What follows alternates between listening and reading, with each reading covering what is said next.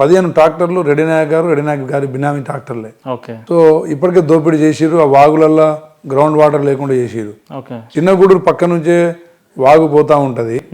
ఆ వాగులో నుండి ఆకేరు వాగు, ఓకే, అందులో నుంచి తన సొంత తోటకు మామిడి తోటకు నీళ్లు పైప్ లైన్ వేసుకున్నాడు. ఓకే. పక్కన కిలోమీటర్ దూరంలో ఉన్న చిన్న గూడూరుకి తాగునీటి సమస్య ఇప్పటికీ ఉంది. ఓకే. అదే ఎమ్మెల్యే గారిని బిందెలతోని అక్కడ రోడ్ల మీద బిందెలతోని మహిళలు అడ్డగించిన సందర్భాలు ఉన్నాయి. ఓకే. అంటే ఎంత స్వార్థపరుడు చూడండి.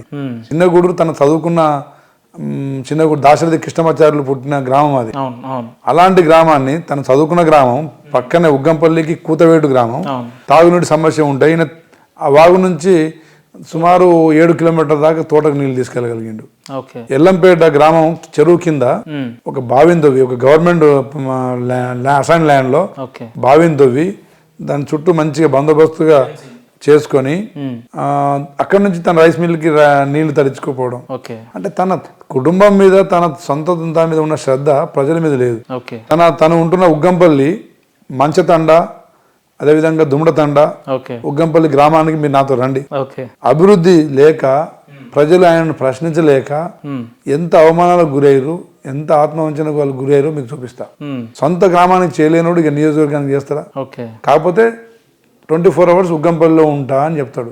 24 hours కార్యకర్తలకు అందుబాటులో ఉంటా, మా ఇల్లు దగ్గర కార్యకర్తలకు అందుబాటులో ఉండడు, తన సంపాదనకు అందుబాటులో ఉంటాడు. 24 hours అక్కడ ఉండి ఏ ఒక్క కార్యకర్త తన గడప దొక్కేది లేదు. ఎవరన్నా సమస్య మీద పోతే మీరు పలానా వ్యక్తిని కలవండి అని చెప్పి నవీన్ రావు గారు లేదా పిచ్చిరెడ్డి గారు లేదా యాదగిరెడ్డి గారిని కలవండి అంటే తప్ప ఒక పేదోడు సొంతంగా తన ఇంటికి పోయే యాక్సెస్ లేదు. పోనీ ఏ పేదోడు ఇంట్లో ఏదైనా ప్రమాదం జరిగినా విద్యుత్ ప్రమాదాలతో దాదాపు 10 మంది చనిపోయారు. ఒక ఇంజనీరింగ్ చేసిన విద్యార్థి చనిపోయిండు. తన పక్కనే తన ఉగ్గంపల్లి దుమ్మడతండలనే తండ్రి కొడుకులు ఇద్దరు కరెంట్ షాక్తో చనిపోయారు గత సంవత్సరం. కనీసం అట్లాంటి కుటుంబాలని పరామర్శించే సమయం ఉండదు. స్థానికుడైతే లాభం ఏంటండి? అదేవిధంగా ఇతను పేదోడింటికి పోడు, పేదోని తన ఇంటికి రానియాడు. సో ఈ పాలన ఇక వారి అంటే మనస్తత్వం, వాటి విధి విధానాలు ప్రజలు విసుగుపోయే మార్పు కోరుకునే విధంగా నేను కొంత ప్రజల్లో నమ్మకాన్ని కల్పించగలిగిన, భవిష్యత్తులో కూడా నమ్మకాన్ని నిలబెట్టుకోవడానికి నేను కష్టపడతా. అందులో ఇలాంటి సందేహం. మీ వ్యక్తిగత విషయంలో మీరు ప్రముఖ అంటే మంచి విద్యావంతులు, చదువుకున్నారు, మీ ప్రొఫెషనల్ గా మీరు డాక్టర్ గా ఉన్నారు. ఎప్పుడన్నా మీ రాజకీయాల్లో మీకు ఒడిదుడు కనిపించిన సందర్భాల్లో ఎందుకు ఈ రాజకీయం, ఎందుకు నా పని ఏదో నేను చేసుకోవాలనుకున్న సందర్భాలు ఏమైనా ఉన్నాయా ఎమ్మెల్యే గారు? అంటే రాజకీయాల్లో డెఫినెట్గా నేను ఒక డాక్టర్ వృత్తి నుంచి వచ్చి ఒక ఏసీలో కూర్చొని వైద్యం చేసే ఒక పరిస్థితుల నుండి 24 hours అహర్నిశలు ప్రజల్లో ఉండడం, కొంత ఫీల్డ్ డిఫరెంట్ అయినా నేను కొత్త కాదు కదా. మా బీసీ రాయ్ గారు ఐఎంఏ ప్రెసిడెంట్, నేషనల్ ప్రెసిడెంట్, 2-3 సార్లు కలకత్తా వెస్ట్ బెంగాల్ కి సీఎం. మర్రిచిన్నారెడ్డి గారు డాక్టరే, రాజశేఖర రెడ్డి గారు డాక్టరే, నాగం జనార్దన్ రెడ్డి గారు డాక్టరే, మన కోడెల శివప్రసాద్ గారు డాక్టరే, డిఎల్ రవీంద్రారెడ్డి గారు డాక్టరే. చాలా మంది డాక్టర్లు రాజకీయాలు సక్సెస్ అయినప్పుడు వాళ్ళు కూడా ఇంత కష్టపడితేనే కదా అని అలాంటి వాళ్ళని నేను స్ఫూర్తిగా తీసుకొని నేను ఇలా అంటే ఏ క్షణం కూడా నేను నిరాశకు పోలే. రాజకీయాలు ఎందుకు వచ్చినామా అనుకోలే. దేవుడు ఒక అవకాశాన్ని ఇచ్చిండు, ప్రజల పక్షాన నన్ను నిలబడమని ఒక అవకాశాన్ని ఇచ్చినప్పుడు దాన్ని పూర్తిగా నా మనస్సాక్షికి, ఎవరి కోసమో నేను చేయడం కాదు, నా మనస్సాక్షికి నేను సంతృప్తిగా చేయగలుగుతున్నా అనే స్థాయికి నేను కష్టపడ్డా, భవిష్యత్తులో ఇంకా కష్టపడతా. అదేవిధంగా ప్రజలకు నేను మేలు చేయకపోయినా హాని అయితే నా వల్ల జరగదని చెప్పి మాటిస్తున్నా. అంత కాన్ఫిడెన్స్ అన్న? తప్పకుండా. ఎందుకంటే నేను సంపాదన కోసం వచ్చేది ఉంటే నా వృత్తి నాకు చాలు. మా భార్య గైనకాలజిస్ట్, నేను జనరల్ సర్జన్. రోజు 5 ఆపరేషన్లు, దాదాపు నెలకు 30 లక్షల నుంచి 40 లక్షల ఆదాయం. నేను ఆర్థిక అంటే కోణాల్లో ఆలోచిస్తే నేను రాజకీయాల్లో నాకు కంపల్సరీ కాదు. కానీ సమాజ బాధ్యతగా, సామాజిక బాధ్యత కూడా అవసరం మనిషికి.